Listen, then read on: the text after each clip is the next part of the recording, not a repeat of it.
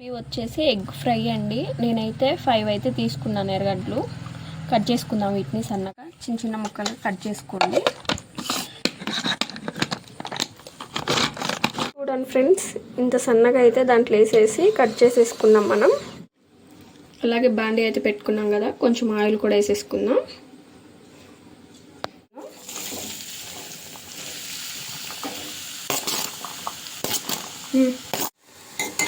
అలాగే వేసేసుకున్నాం కదా, ఒకసారి కలుపుకుందాం.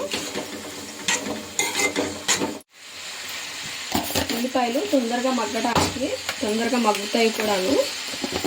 వేసుకున్నాం కదా, మొత్తం ఒకసారి ఇలా కలుపుకుందాం. మొత్తం ఇలా కలుపుకోగానే ప్లేట్ పెట్టేసి మగ్గిచ్చేసుకుందాం.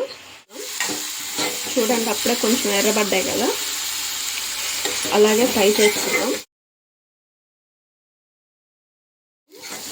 చూడండి ఫ్రెండ్స్, ఇప్పుడే కొంచెం కొంచెం బాగా ఎర్రగా అవుతున్నాయి కదా, ఇంకొంచెం మగ్గాలి. అలాగే ఒకసారి కలుపుకున్నాం. నాటు కోడిగుడ్డు